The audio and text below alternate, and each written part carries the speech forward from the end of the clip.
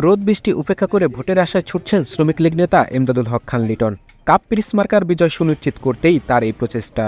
আজ ২৬ তারিখ রবিবার আকাশ মেঘাচ্ছন্ন থাকলেও কৃষ্ণপুর ইউনিয়নের কাটিগ্রাম রাজীবপুর বাজার সহ বিভিন্ন স্থানে প্রচারণা চালিয়েছেন শ্রমিক লীগের এই নেতা। এ সময় কৃষ্ণপুর ইউনিয়নের চেয়ারম্যান বিপ্লব হোসেন সেলিম জানান, উৎসবমুখর পরিবেশের সাথে মানুষ তাদের ভোট দিবেন বলে আশা করেন তিনি।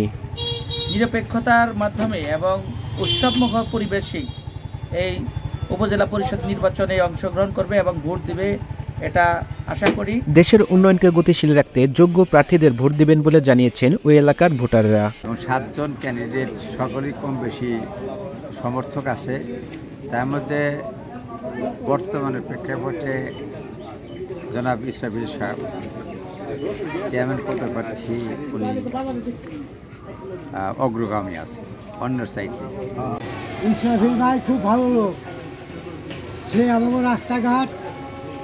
এ সময় সদর উপজেলা জাতীয় শ্রমিক লীগের আহ্বায়ক এমদাদুল হক খান লিটনের নেতৃত্বে সদর উপজেলা জাতীয় শ্রমিক লীগের আহ্বায়ক কমিটির সদস্য মোহাম্মদ মনির হোসেন, সদস্য মোহাম্মদ মফিজুল ইসলাম, কৃষ্ণপুর ইউনিয়ন জাতীয় শ্রমিক লীগের সাধারণ সম্পাদক মোহাম্মদ উজ্জ্বল হোসেন, দিঘি ইউনিয়ন শ্রমিক লীগের সহসভাপতি মোহাম্মদ বজলুর রহমান প্রমুখ উপস্থিত ছিলেন।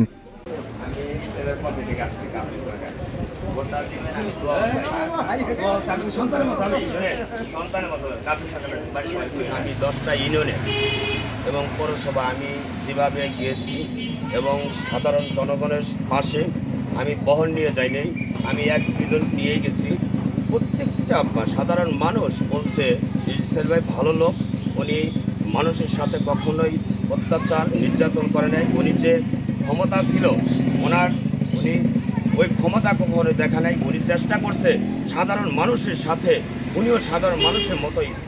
ইসরাফিল ভাইয়ের জন্য মানুষ সবাই বলছে যে কাপ পিরিস মার্কে আমরা ভোট দিব। আমি ওই হিসাবে দেখতেছি যে মানিকগঞ্জ সদরে যে ইসরাফিল ভাইয়ের যে কাপ পিরিস মার্কা বিপুল ভোটে পাশ করবে, তার বগালে অন্য কোনো প্রার্থী আসতে পারবো না। সত্যে তথ্যে মানিকগঞ্জ।